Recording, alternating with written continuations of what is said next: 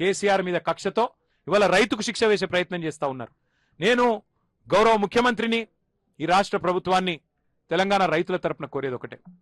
కన్నెపల్లిలో ఇవాళ కళ్ళ ముందు నుంచే 1,00,000 క్యూసెక్లు నీళ్లు పోతున్నాయి. మీరు తప్పించుకోజాలరు. మీ బాధ ఏందో మాకు అర్థమైంది. ఏంటిది మీ బాధ? ఇప్పుడు కన్నెపల్లిలో పంపులు ఎత్తితే, ఆ గేట్లు ఎత్తితే నీళ్ళు వస్తాయి, మీకు కూడా తెలుసు. మీకు వారం రోజుల్లోనే అన్ని రిజర్వాయర్లు నింపే కెపాసిటీ ఆ పంపులకు ఉంది. బాహుబలి మోటార్లు పెట్టింది కేసీఆర్. ఒక్కొక్క మోటార్ కెపాసిటీ 139 మెగావాట్లు. అద్భుతమైన పంపులు.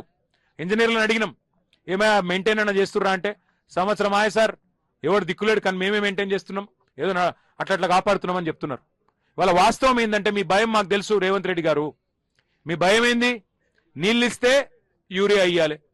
నీకు యూరియా ఇచ్చే తెలివే లేకపాయ. నీళ్ళు ఇస్తే యూరియా అడుగుతారు కదా రైతులు, నీకు యూరియా ఇచ్చే ముఖం లేదు. నీళ్ళు ఇస్తే పంట వండుతుంది.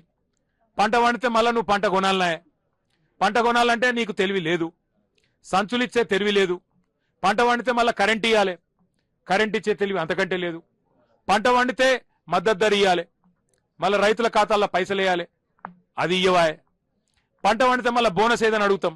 నీ భయం ఏంటంటే, రైతులు ఎండినా పర్వాలేదు, తెలంగాణ నాశనమైనా పర్వాలేదు, కానీ ఇట్లనే బదనాం చేసుకుంటా బతకాలి, ఇంకో 2 ఏళ్ళు టైంపాస్ చేయాలి అని నువ్వు అనుకుంటున్నావు. ఎన్డీఏ వీటిని అడ్డం పెట్టుకుని బతుకుదాం అనుకుంటా ఉన్నావు. నేను రేవంత్ రెడ్డి గారికి చెప్తున్నా, నువ్వు ఎన్ని కథలు పడ్డా, వాస్తవం ఏంటంటే నువ్వెన్ని కథలు పడ్డా, కాళేశ్వరం అనేది ఈ రాష్ట్రానికి ఒక వరం.